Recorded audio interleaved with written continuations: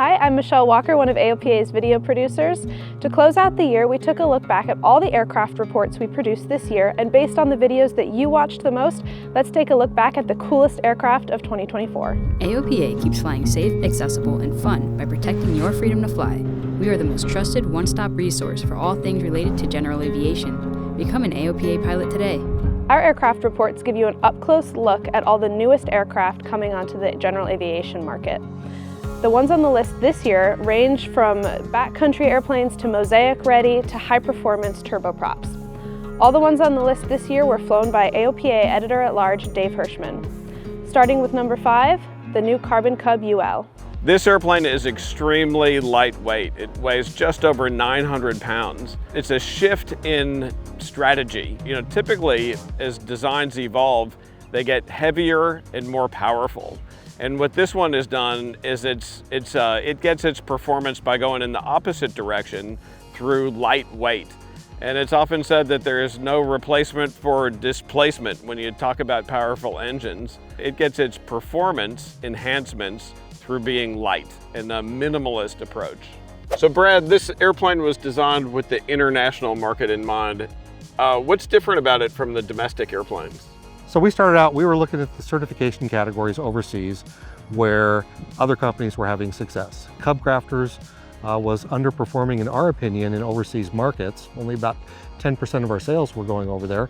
We knew there was a lot of interest, but we didn't have an airplane that fit really well into the international categories of either light sport or ultralight.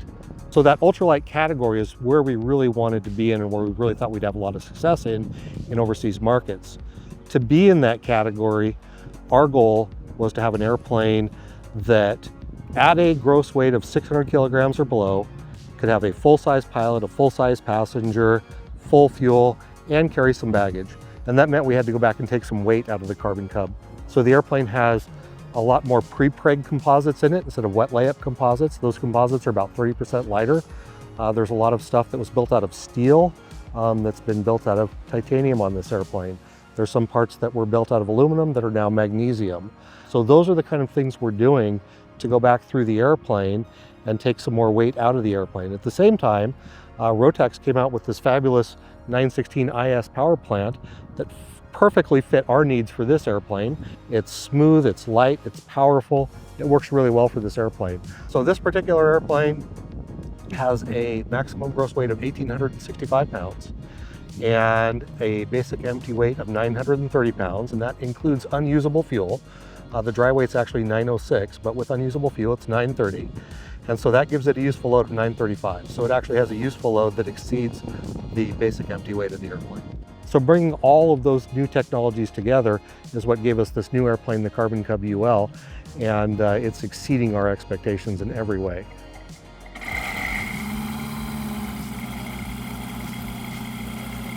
South Lakeland traffic, Blue Super Cub, intersection departure, runway 14, South Lakeland. Looks like it impossibly short, but we'll give it a go.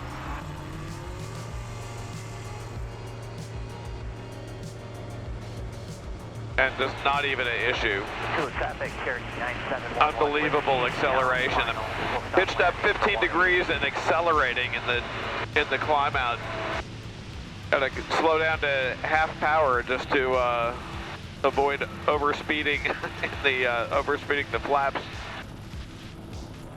South Lakeland traffic, Blue Super Cub, midfield left downwind, runway 14, South Lakeland, full stop.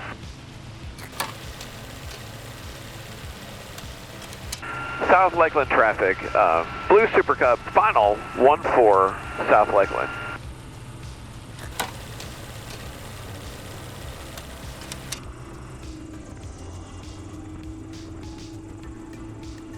And the wheels are on the ground. It's unbelievably forgiving. Wow. I gotta say that this is my favorite Carbon Cub. I like the minimalist approach. I like the constant speed prop. I like the smooth running liquid cooled engine. I like the efficiency and the lightweight. Now they built this plane for the international market, and I think there's going to be a really significant domestic market for this thing. Very impressive. Next up on the opposite end of the airplane spectrum, number 4, the epic E1000 GX. This is a very large, impressive, powerful turboprop aircraft.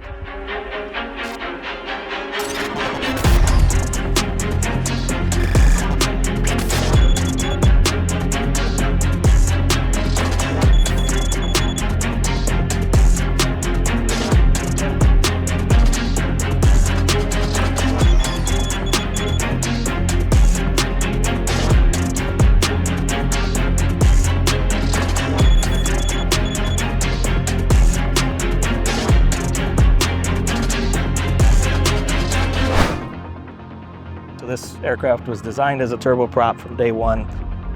The nose gear is centered up under the mass of the engine. It's not way back at the firewall, which is protective of the propeller. As discussed, it's 1,200 horsepower for takeoff. So it's derated to that horsepower, and it'll hold that horsepower to about 8,000 feet or so on a pressure altitude basis. So lots of performance off just about any runway. We're going to bring this airplane to Cedar Key, which is one of the shortest paved strips in Florida.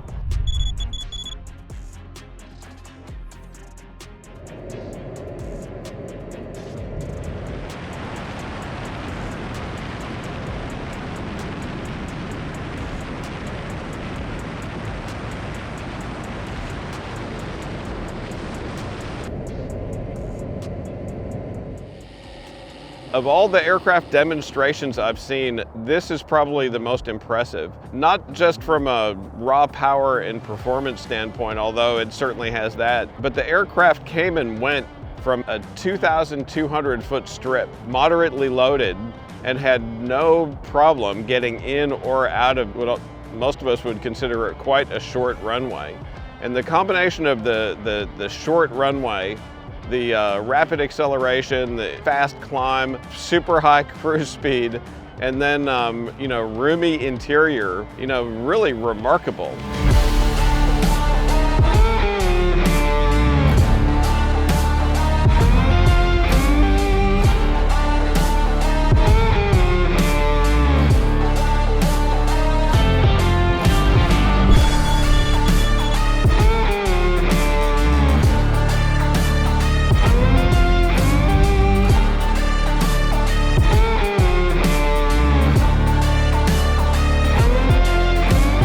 Well, after seeing the Epic up close and going for a flight, all I've got to say is, wow. Incredible performance. From the initial acceleration and the climb of nearly 4,000 feet a minute up to altitude and the top speed of 330 knots true. Really impressive performance. Just from a flying standpoint, it's a real pilot's airplane in the way that it handles and performs, and the variety of things that it could do from short fields to high altitudes to long range is just fairly unique. I look forward to seeing this aircraft over time and as more people discover it and discover its capabilities. In the marketplace, it's sort of positioned between the M700 and the TBM in price. This Epic made in Bend, Oregon really stands out even in that ultra competitive category of 6-seat turboprops. This is an airplane we'll all be hearing quite a lot about. And now for another completely different type of airplane, number 3, the Super Petrel XP.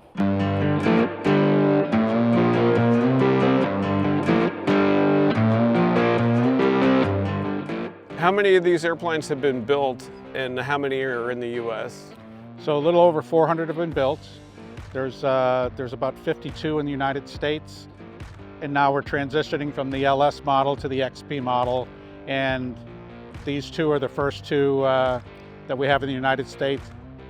Well, I've had an opportunity to fly a lot of fun airplanes in my life, but there's nothing more pure fun than the Super Petrel to me.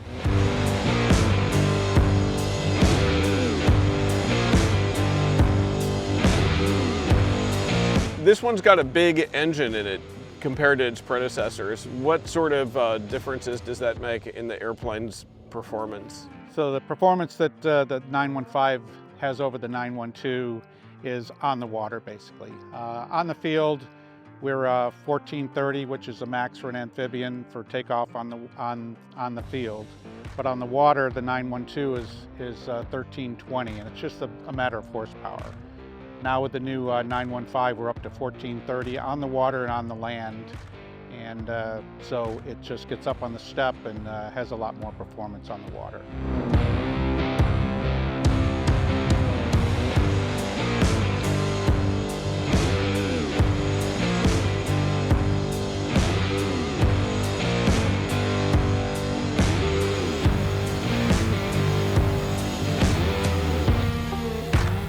All set? All set. Here we go.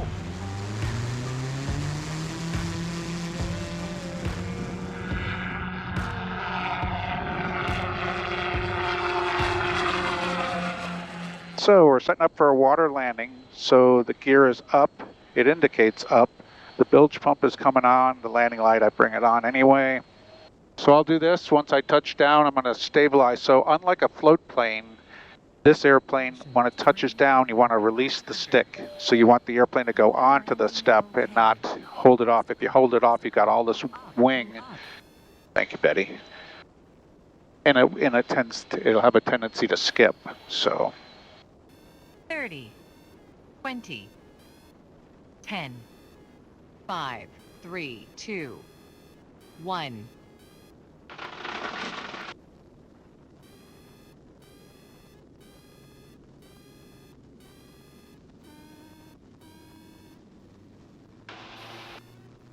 So now I'm just trying to, when I'm on it, I'm just trying to keep the wings level. So I'm using this on the horizon. Right. I'm going to go flying. 40, 41, start feeding a little bit of backstick in. It's going to take off right about 50. There it goes. I lower the nose just to get 60 and then just climb out. 5, 10, 20, 30, 40. 50. Nice. That's interesting because I'm used to the float planes where you go full back stick. Yes. You know, anytime you're on the water, it's like full back stick. Yeah, that's a hard, that's probably one of the harder things it is to teach. All right, so I just finished up my introductory flight in the Super Petrel, and boy, it's quite an airplane. It's totally unusual to have a biplane amphibian, and this one, it's small, but it's quite roomy inside. It's very responsive and well balanced in the controls, and that 141 horsepower Rotax 915 engine gives it lots of oomph. The power to weight ratio of this airplane is outstanding, and we did some water takeoffs and landings and some land takeoffs and landings, and this is just a really interesting, exciting, fun airplane. Number 2, the Pelgrin Teragon. I'm here with Chuck Barth.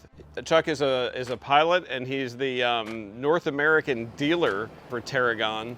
And he's been to Latvia many times and has been part of this process of having these airplanes designed, built, and delivered to the United States. So Chuck, tell me about this airplane and how it's different than what we have in the US now. Well, thanks for having me here, Dave, and I appreciate that. So what we have is an airplane that was designed originally in Italy and then redesigned by a Latvian engineer. And the airplane's been made bigger, wider, longer for full-size adults. Tell me about the performance. What's it like to, what sort of speeds and altitudes does it fly? Yeah, so they're all turbocharged, almost all the ones we've produced so far, but right now we're running the 915 and the 916 series engines. So their service ceilings are upwards of 22,000 feet. Right, and the construction is all carbon fiber. Yep. And the cockpit feels like a high performance glider with a semi-reclined seat and this wraparound sort of view. Right. And we've got a constant speed prop and retractable gear. And currently, under the light sport rules that America currently has, that's no good for a sport pilot. Right. But under the new Mosaic program, which we expect next year, variable pitch propellers and retractable gear are allowed. Right. Well, this is just an exciting airplane for a U.S. pilot like me, and I'm just not accustomed to getting this sort of performance out of in such a small package.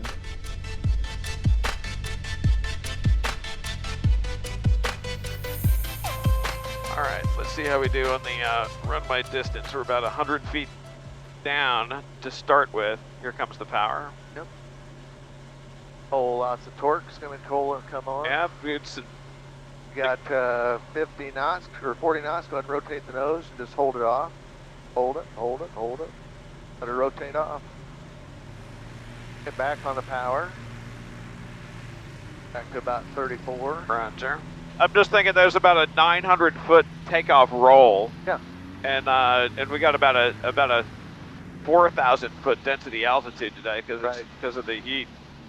I love the panel setup. You know, it's like it's all so close and right there, and it's like where you expect to see it. What sort of speeds do you usually see when you're going cross country? 154, 155, and right in that. Knots true. True airspeed. Yep. I'm just gonna go. I'm just gonna do some aileron movement just to go from say 45 to 45. So I'll roll in. There's 45 and then 45.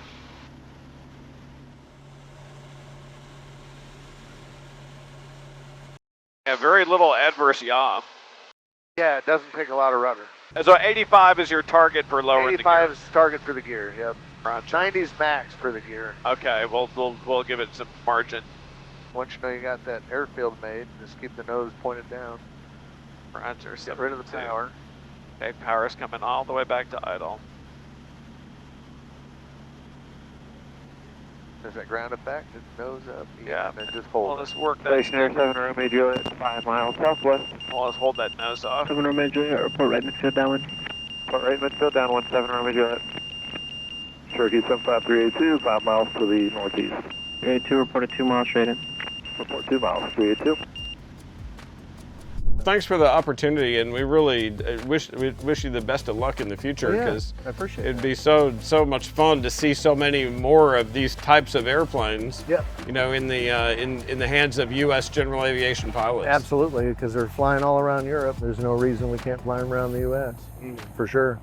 And finally, number 1, the Piper M700 Fury. We've just returned from flying the Piper M700, the new hot rod turboprop that replaces the M600 in the Piper M-Class line.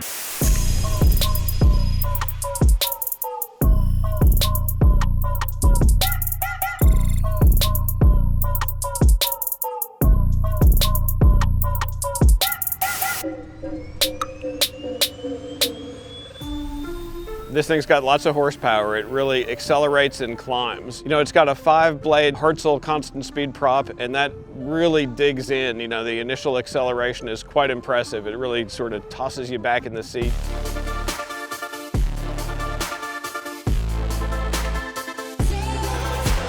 You combine that with this very elegant and refined Garmin display. 3 14-inch screens provides, you know, amazing situational awareness.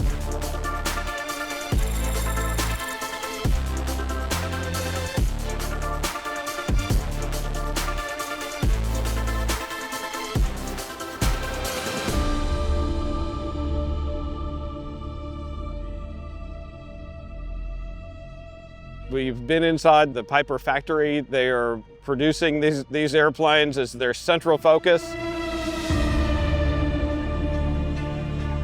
The first year of production of the M700 is sold out already. Piper is such a worldwide brand, it won't be long until these planes are all over the planet.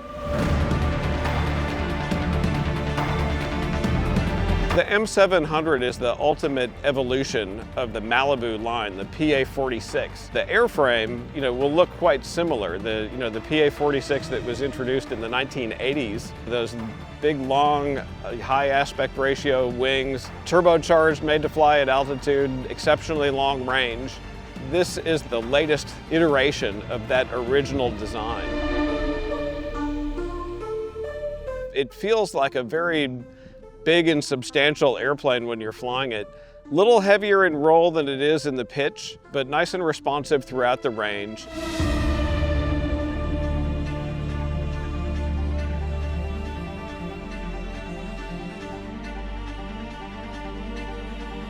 So you wanted some slow flight, some handling course, Exactly. stuff. So go ahead and take it back off of the autopilot, take it off of the auto throttle. I'm just going to try it. I'm going to bank left and right just to get the feel of the ailerons at higher deflection. We'll go. 45 to 45.